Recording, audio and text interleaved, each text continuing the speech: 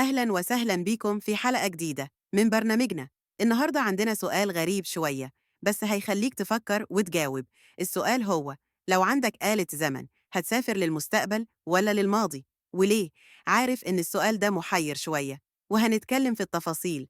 بس قبل ما نبدأ، لو لسه مش مشتركين في القناة، دوسوا على زر الاشتراك وفعلوا الجرس علشان تفضلوا معانا في كل حلقة جديدة من رحلات عبر الزمن. السؤال اليوم محير جداً: هل هتسافر للمستقبل ولا للماضي؟ وليه؟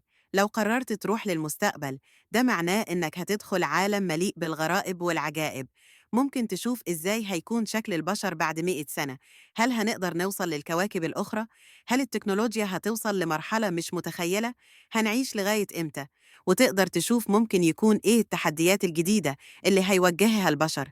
بس كمان المستقبل ممكن يكون مليء بمفاجآت مش دايما مفرحة.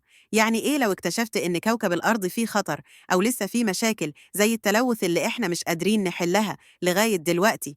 يا ترى هتخاف ولا هتبقى متحمس للغموض اللي هتكتشفه؟ لكن كمان لو قررت تروح للماضي، هتكون عندك فرصة لتصحيح الأخطاء الكبيرة أو إعادة إحياء ذكرياتك الحلوة. ممكن لو رجعت لزمان بعيد، هتقدر تكون جزء من لحظة تاريخية مهمة في حياة البشرية، زي تكون موجود في لحظة تأسيس دولة، أو لو كنت من الناس اللي حضروا اكتشافات علمية ضخمة.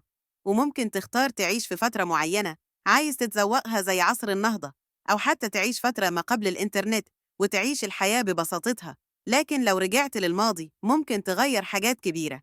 مثلا لو كان عندك الفرصة تمنع حدث تاريخي مهم زي الحروب أو الكوارث، هل هتتدخل ولا هتسيب الأحداث تمشي في مجراها الطبيعي؟ على سبيل المثال، هل هتمنع الحروب العالمية؟ هل هتوقف الفتن الكبرى؟ ده معناه إنك ممكن تغير مسار التاريخ، وممكن تغير حياة ملايين البشر. لكن السؤال هنا: لو غيرت الماضي، هل هيغير المستقبل؟ هل التغييرات دي هتكون لصالحنا أو ضدنا؟ التحدي هنا إنك مش بس بتقرر إذا هتسافر للمستقبل ولا للماضي، لكن كمان لازم تختار في أي مرحلة هتعيش، وهتكون إيه نوع التغييرات اللي عايز تشوفها.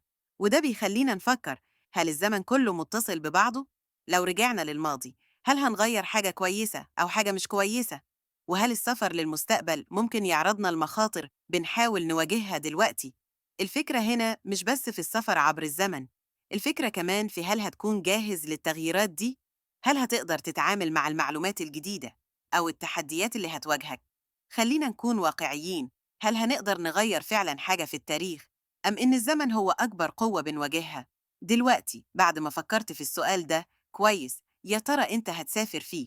هل هتختار المستقبل علشان تشوف التكنولوجيا والتطور، ولا هترجع للماضي علشان تعدل حاجة أنت شايف إنها كانت غلط؟ خلينا نعرف رأيك في التعليقات.